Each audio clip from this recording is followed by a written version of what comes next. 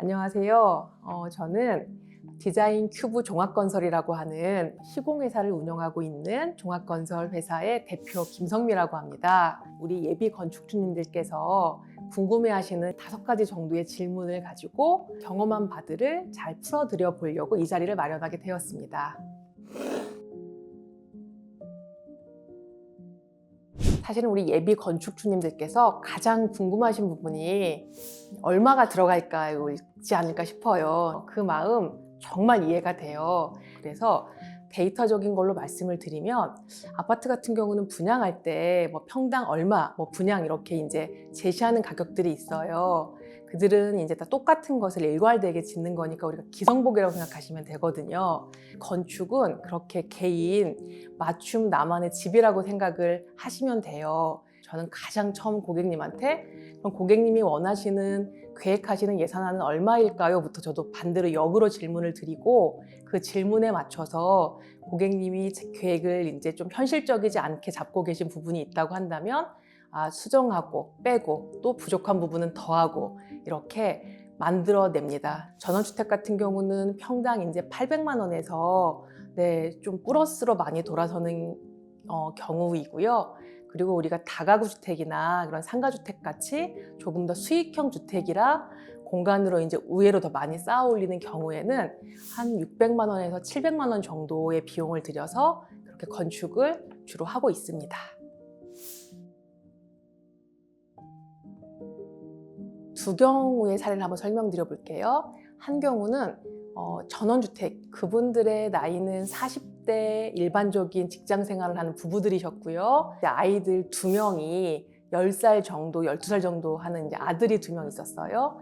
현재 살고 있는 공간은 34평 정도 되는 아파트셨고, 그들은 아파트에서 층간소음이나 이제 아이들이 마음껏 뛰어놀 수 없거나 하는 공간에 대해서 불편함을 느끼셔서 전원주택으로 가고 싶었어요. 그래서 비용들을 체크를 해보니까 아파트를 팔았을 때 시세가 한 5억 정도 되더라고요.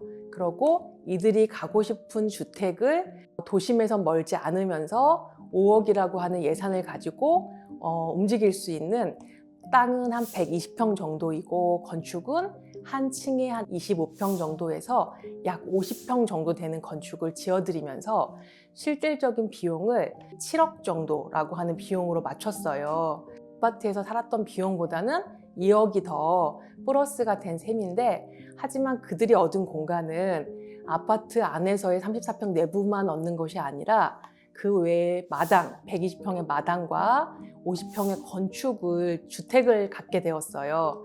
주변 시세와 비교해 봤을 때는 오히려 아파트보다 더 저렴한 경우에 속하셔서 만족도가 아주 높으셨거든요. 그럼 또 이럴 때 또 여쭈세요. 아파트 같은 경우는 우리가 구매할 때 그래도 대출이 꽤 쉬운 상품이잖아요. 주택도 마찬가지예요. 전체적인 비용에서 약 50% 정도는 똑같은 조건으로 은행에서 대출이 된다고 보시면 돼요. 또 도심에서의 생활을 벗어나지 못하는 분들이 계세요. 도심 안에 있는 단독주택이라고 하는 용지들이 있어요. 그 땅은 우리가 외곽에 있는 땅에 비해서는 조금 더 비싸지만 또 반대로 땅을 작게 한 60평 또는 70평, 80평만 사셔도 건폐율이라고 하는 건축을 지을 수 있는 그러한 법적인 평수가 훨씬 커지기 때문에 그 작은 땅을 가지고도 건축을 할 수 있는 상황은 같아지세요. 건축비는 설계에 따라서 달라지는 것이기 때문에 크게 비용이 상관이 없이 둘 다 비슷한 사례로 적용이 되었었습니다. 저는 가장 중요한 거는 그래도 내가 사용할 수 있는 예산 범위를 스스로 정해보고 오는 것이 가장 좋지 않을까라고 생각을 해요.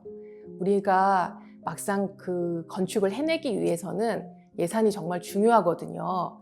무엇을 원하는지를 명확하게 그 필요성을 알고 와서 설계하는 사람에게 내가 어느 정도의 평수를 원하고 내가 가지고 있는 예산이 이 정도인데 이것을 어떻게 잘 활용하면 좋을까요? 라고 그냥 더 솔직하고 진솔한 상황을 이야기해주면 저는 그것이 가장 베스트이지 않을까라고 생각을 합니다.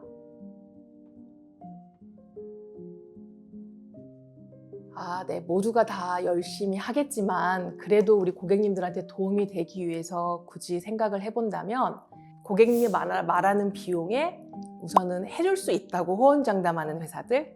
네, 우선은 건축을 누군가와 시작을 해서 흔히 우리가 터파기를 하게 되면 다시는 이제 그 담당자를 바꾸기가 굉장히 어려워요. 그러면 공정별로 여러 가지의 자재들이 이제 순차적으로 쓰여지는 건데, 처음에 내가 그 내용을 충분히 다 숙지하지 못한 상태에서 그냥 막연히 잘해주시겠지 하고 하는 그러한 내용으로 진행을 하게 된다면, 중간에 뭐 내가 자재들을 마음에 드는 것을 고르거나 원하는 것을 이야기할 때마다 비용들이 계속 올라가실 수가 있는 그러한 문제점이 생길 수가 있어요.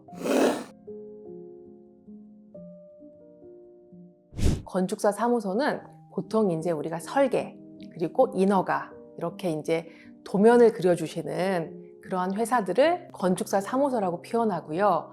그렇게 설계된 도면을 가지고 시공을 하는 회사를 종합건설이라고 표현을 합니다.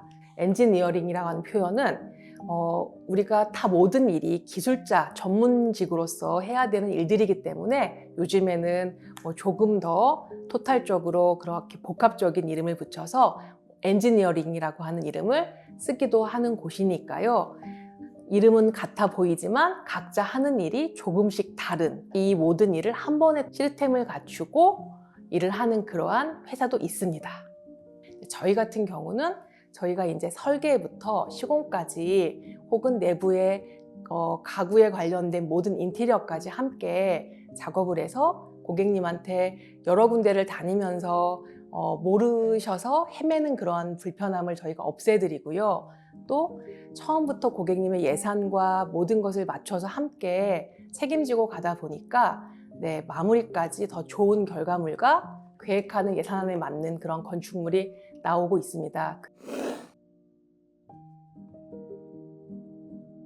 우선 상담을 받으시러 오는 것 자체가 부담이실 것 같아요. 저는 모든 사람이 다 인연이 돼야 일을 한다 주의예요. 그렇기 때문에 고객님도 어느 사무실이 자기와 잘 맞는지를 아시려면 사실은 두세 군데는 전 꼭 방문을 드려보라고 얘기를 해요. 그러다 보면은 본인하고 소통이 잘 되는 곳이 있을 것이고, 한 두세 번 정도의 미팅을 서로 거듭하다 보면은 서로가 서로를 알아보는 눈이 생기더라고요.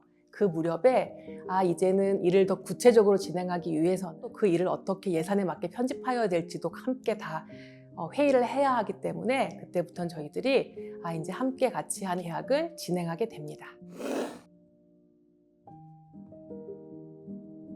사무소하고 내가 계획하고 있는 것들을 이제 설계해 보는 것을 그냥 우리가 가설계라고 표현을 하는데요. 사실 이 가설계가 거즘 기획 설계라고 생각을 하시면 돼요. 그러면 그 단계에서 서로 이제 함께 일을 잘 진행해 보자라고 하는 형태의 저희는 그냥 큰 기획 설계를 먼저 진행을 하고요. 그 소요 시간은 상황에 따라 다르지만 보편적으로 한 2~3개월 정도면 기획 설계에 대한 계획이 나오더라고요. 그럼 그 계획을 가지고 이제 조금 더 구체적으로 비용이 얼마나 들 것인지를 체크해 보기 위해서는 이제 상세 설계가 들어가야 돼요. 그렇게 계획을 다 하고 나면 우리가 이제 흔히 관공서에 이렇게 건축을 하겠습니다라고 하는 인허가를 받게 되거든요. 이제 시에서 관련 부서들이 다 검토를 해서 인허가를 내주는 것까지에 대한 이제 시간이 약 한 달에서 길게는 2달 정도 소요되는 편입니다. 우리가 이제 인허가를 받게 되면 현장에 이제 흔히 말하는 터파기라는 게 시작이 되는 거고, 그렇게 터를 파서 마무리 건축물까지 만드는 거는 도면에 따라 다소 차이는 있겠지만은 보편적으로 이제 한 5~6개월 정도의 시간이 들어간다라고 보시면 될 것 같습니다.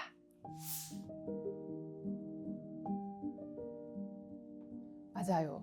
1년이라는 시간을 함께 기획하고 고민하고 만들어내고 그렇게 1년을 함께 보내거든요. 그렇게 한 번 만들어진 건축물은 우리가 1~2년을 사용하는 것이 아니라 20~30년을 사용하기도 하고 혹은 더 이상을 사용하기도 하는 것이기에, 그거에 비하면 저는 1년의 시간은 길지 않다고 생각을 합니다.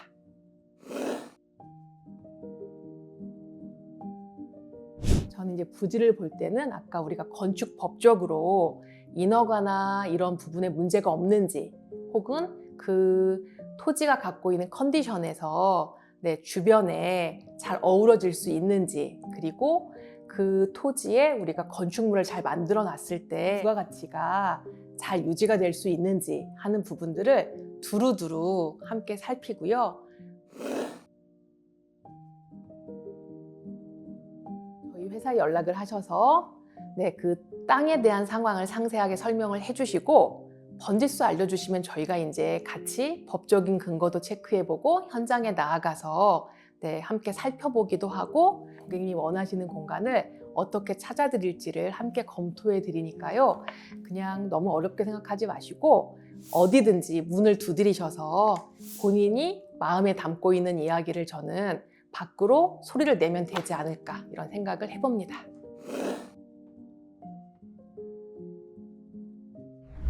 두려워하지 말고 용기를 내셔라.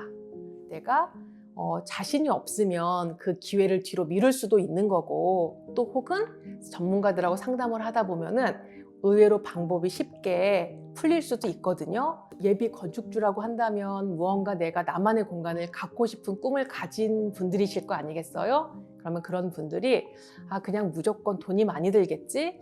어렵겠지? 그래서 이렇게 생각하지 마시고요. 그냥 속에 담아뒀던 그 마음을 저는 어느 곳이든지 간에 저희가 아니어도 좋아요. 노크를 하셔서 본인의 생각을 잘 이야기하다 보면 의외로 또 좋은 기회가 될 수도 있잖아요. 그래서 저희들은 그러한 용기를 내셔라 라고 저는 얘기를 하고 싶습니다.